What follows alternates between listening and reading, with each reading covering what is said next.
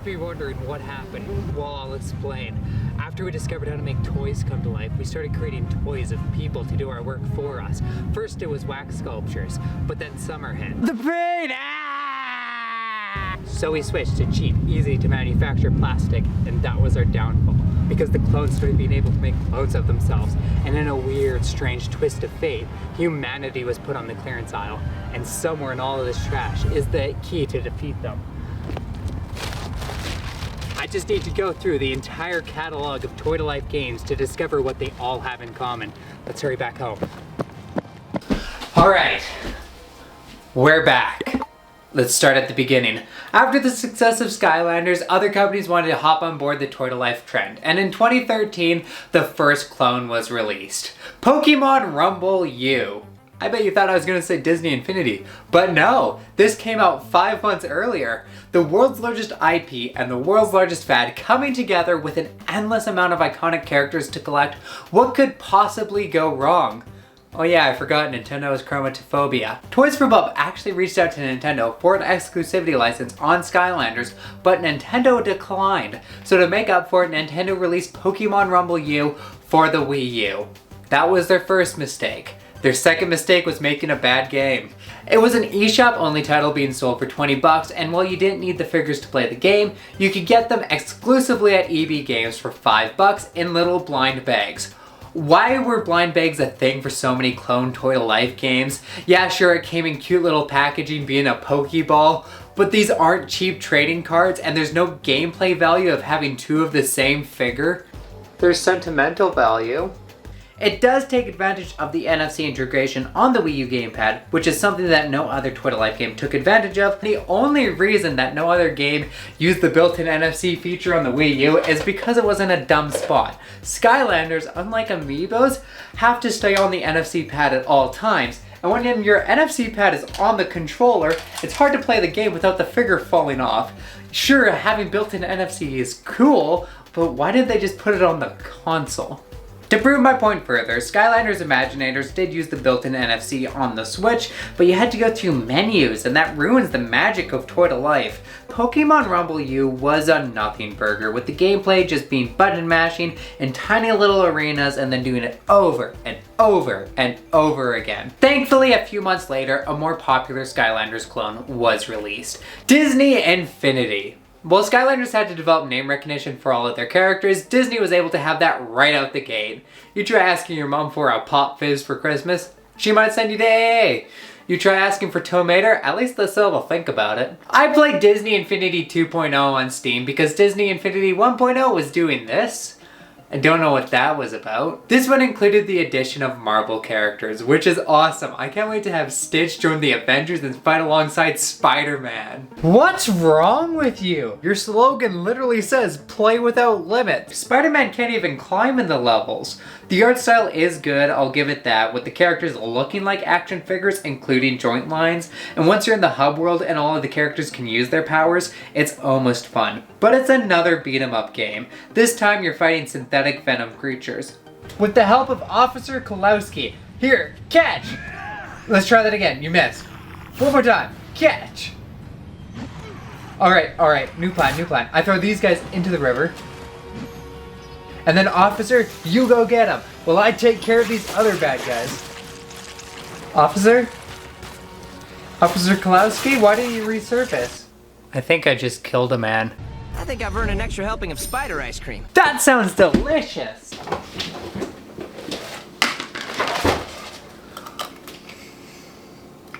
Yummy! The playsets in this game would be a lot of fun if I was a kid because I'm a sucker for tower defense games. It's like most tower defense games, but you can fight with your characters during each wave, which is a fun inclusion. But again, you can't play as every single character, which is dumb because it doesn't even really have a story. So why not let me play as Stitch? This is as dumb as the time they made clones of animated characters. I am the legally distinct, familial dude. Really, the playsets are just to give you ideas for the toy box, where the real fun happens. The toy box allows you to play and create community-made games using any character. Finally! It's a great place to fool around and create your own fun, and I could see how some people could create some really interesting games. And you could also edit downloadable toy box worlds, which could give you a head start on creating your own games, or just have endless hours of fun playing other people's. Unfortunately, because the Steam version doesn't have online functionality, I wasn't able to play any community-generated toy boxes. However, every single character was unlocked, so you win some, you lose some. Disney Infinity 3.0 was the final installment, where they really started making strides towards perfection. They finally got rid of the blind bags. Please stop promoting gambling to children. It's literally taking candy from a baby. This time the main inclusion was Star Wars, but they also included more Disney characters like Baloo, and while you couldn't play as characters from different franchises in certain playsets, it did have a larger variety of gameplay. But shortly after announcing Disney Infinity 4.0, the game was discontinued because Disney saw the fad was dying. However, during its height in 2014, it was a great competitor to Skylanders. But an unlikely candidate also came out in 2014 to try and rival the top dogs in the mobile space. Angry Birds Star Wars Telepods. This is taking the toy and toy-to-life to the next level. There were entire playsets that you could buy and play with, but also each character came with a QR code that you could scan on your iPad and import it into the game. This is a really clever implementation of the toy-to-life concept because iPads don't have built-in NFC chips, so the real value comes from the toy itself with the in-game unlockables as an extra sauce added on top. Keep this in mind as we see what toy-to-life platforms are still successful to this day. They released 4 versions of Telepods: Angry Birds Star Wars, Angry Birds Stella, Angry Birds Karts, which allowed you to build tracks, and Angry Birds Transformers, which were working Transformers. I wish I had some to show you, but my clone stole it. What ho! I'm your Robin Hood clone. I'm broke. I'm bad at my job. Away!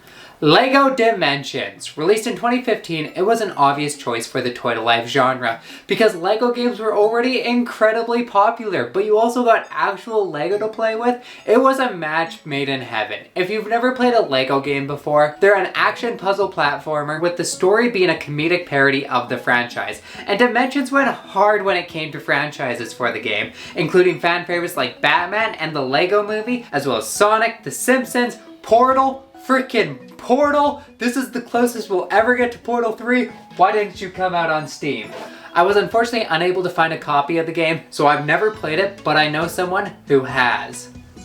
Honestly, LEGO Dimensions I feel a little mixed about just because overall I did love the LEGO games. Like I grew up loving LEGO Star Wars, Batman, Indiana Jones, all of them. It's just that when it came to LEGO Dimensions, it just felt like they were just pushing too much in at once, and it just, for me, it wasn't working.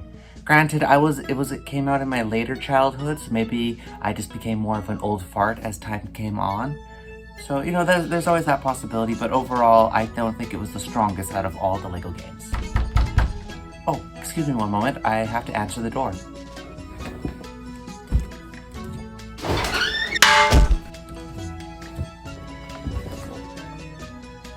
I don't know why we're talking about LEGO Dimensions. Sick Brick is where it's at. We should talk about that. Or else. Sick Bricks, what's that? Oh my god, this is a blatant ripoff. It's just the don't copy my homework meme. Ratatouilleing anyone? Sick Bricks was released in 2015 as a mobile exclusive, and I can't even make jokes about how ill its art style makes me feel, or else I'd be stooping to their level. But my clones can. Hey, check out my new pet rock. Dude, that's not even a rock. How dare you, sick 'em boy! Ah!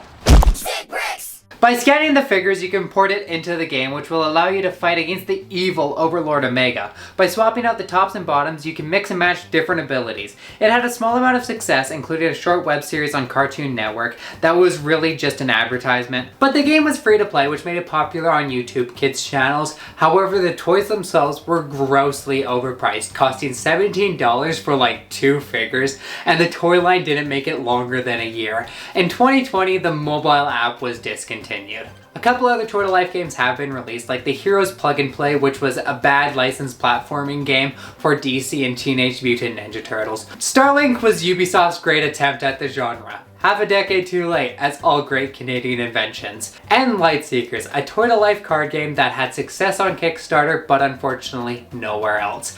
However, there is still one toy-to-life platform that is not only consistently getting character updates, but is massively popular to this day. Nintendo Amiibo. Released in 2014, they were designed to look like toys from Super Smash Bros. And first allowed you to train and customize fighters with different movements and abilities. But as more Nintendo games came out, Amiibo started being able to do so much more, from giving you new costumes to power-ups in Mario 3D World, and even new characters added to your island in Animal Crossing. And while not every single Amiibo was compatible for every single games, the ones that are uncompatible would give you a small randomized piece of loot as a consolation prize for scanning.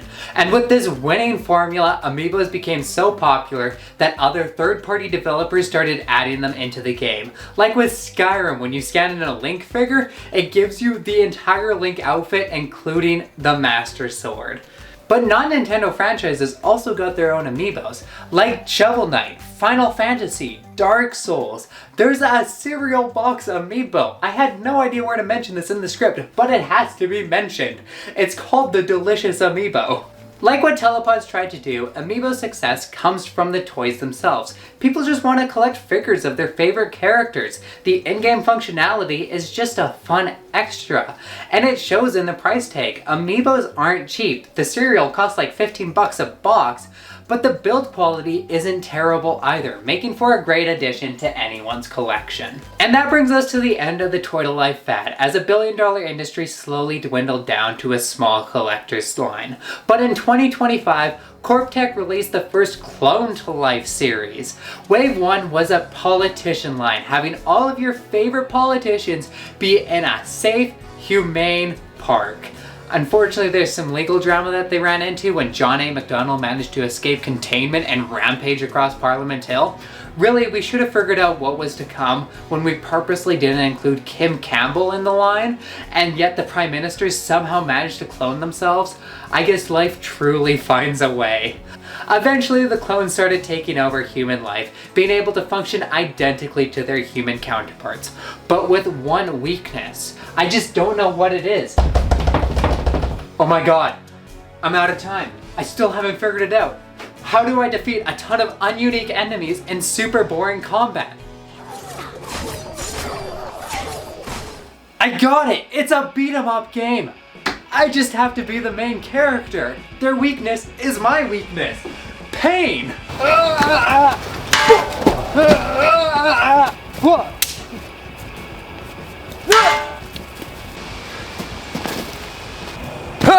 I'm that one weird crystal variant clone. I couldn't find a blue screen suit.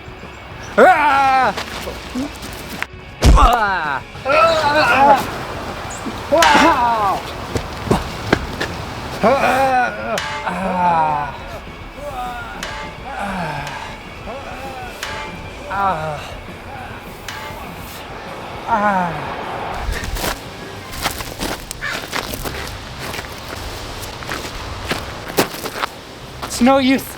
There's too many of them. There's one way. Gilgrunt? Get me to the portal and I'll explain. Alright, Gilgrunt, there's the portal. What are you gonna do? When I get on the portal power, I can somehow travel both the Spyro's Adventure, but also Trap Team and even gosh dang Imaginators. That means the portal can also travel through time. If I reverse the polarity majigger, we might be able to send you back before the first Toy-to-Life game and stop it at the source. But if I touch the portal, won't I become a toy like you? Chaos is a portal master and survived, so probably not. Right, here goes nothing. Good luck, champ.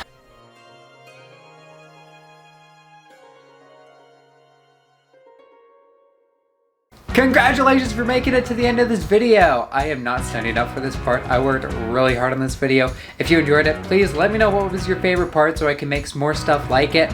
Also, let me know what I should talk about next because this series is almost done and I have no idea what to talk about. If you really like this video, please share it with someone, your friends, family. that one weird coworker that you absolutely hate even though you have to pretend to be friends with them, any of those people, good options. Also, don't forget to subscribe. And yeah, thank you. Goodbye. Last video hopefully will come out sooner than 3 weeks. I'm still waiting on the package to be shipped here. It's gonna be really cool. I'm excited.